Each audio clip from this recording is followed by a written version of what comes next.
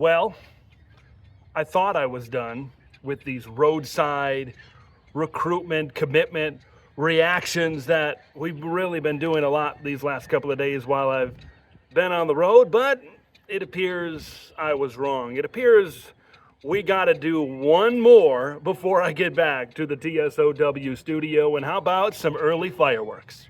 How about some July 3rd fireworks? How about a double dose? How about two peaks in the holy Wallawas here today on July 3rd? Of course, on the offensive side of the ball with five-star plus offensive tackle Immanuel Iheanacho. And then on the defensive side of the ball with four-star safety Devin Jackson. And boy, these two guys and the position groups that they are now going to be in their future at Oregon, these are two of the position groups that I am just so optimistic about, so excited about. You know, what Alik Terry did with the offensive line recruiting class last year was good. This year we're taking it up a notch with Tommy Tofi and Immanuel Iheanacho. The offensive line is looking really, really good, folks. A lot of talent in that room for years to come. And then, the secondary.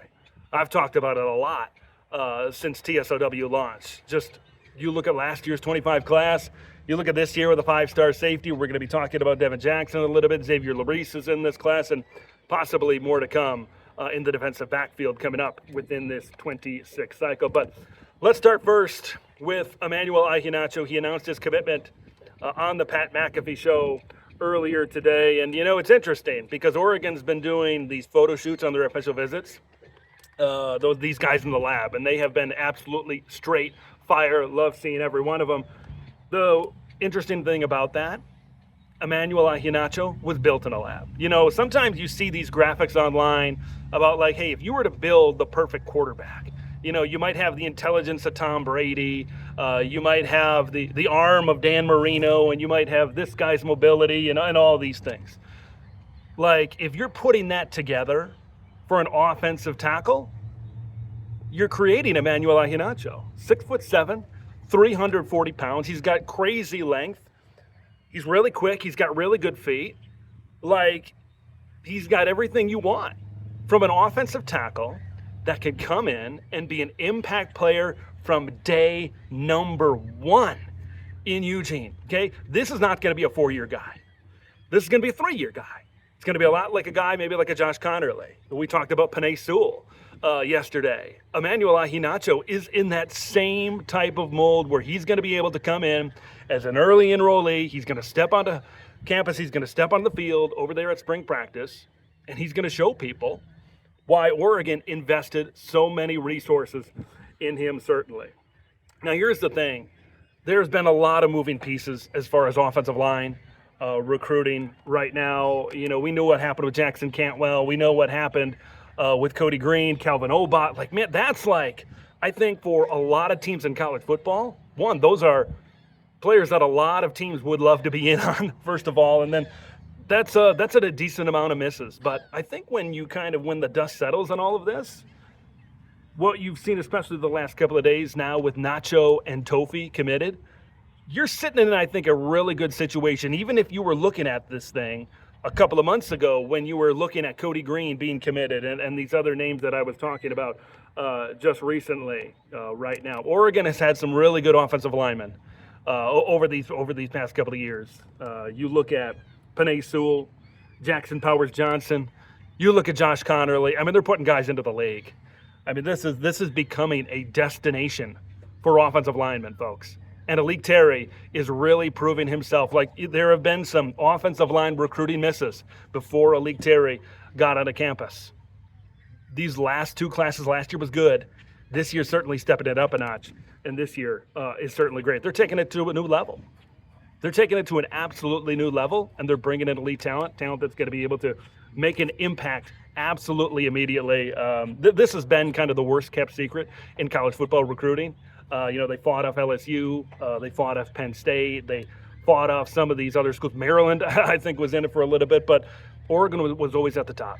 Oregon was always a team that was going to be the team to beat in this recruitment. So for a player of this value, you got to give credit to the Ducks for being able to really stick with this lead.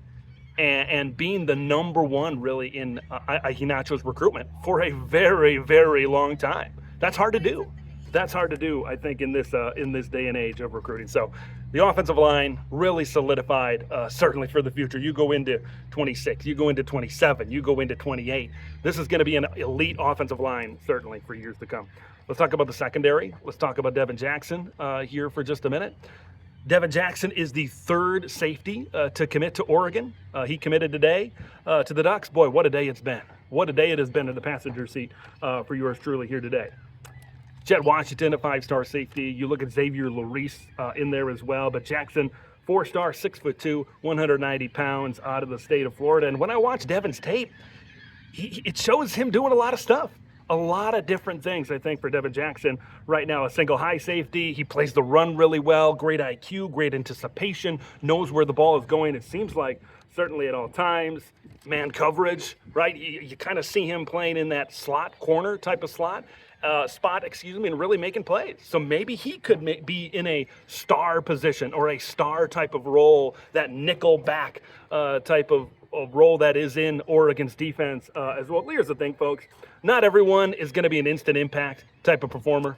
Not everyone's going to be these Jet Washingtons, these Naeem Offords, like the Nacho that we talked about here certainly earlier. With the amount of talent, especially in the secondary, that's being brought in, it's, there's going to be guys that are going to be a year. There's going to be 2 years. You look at some of these guys right now, that's what could maybe happen with a Dorian Brew.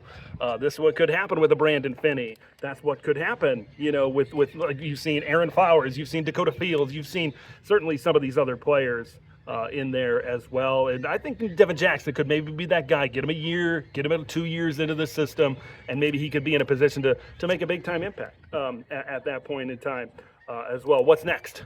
What's next for the Ducks? Devon Benjamin, you got to keep an eye on him. Oregon's been a big-time leader for him for a long, long time. Okay, I think this defensive back class could almost be in reverse order of last year. Well, last year they took 3 corners and a safety. It could be 3 safeties and a corner.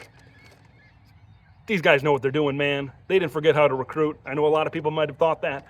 Oregon, Dan Lanning, Marshall, they didn't forget how to recruit. They know how to assemble a roster maybe better than anybody. Jalen Lott was predicted to come to Oregon today. It looks like USC is gonna get Booby Feaster. It looks like Oregon's gonna get Jalen Lott.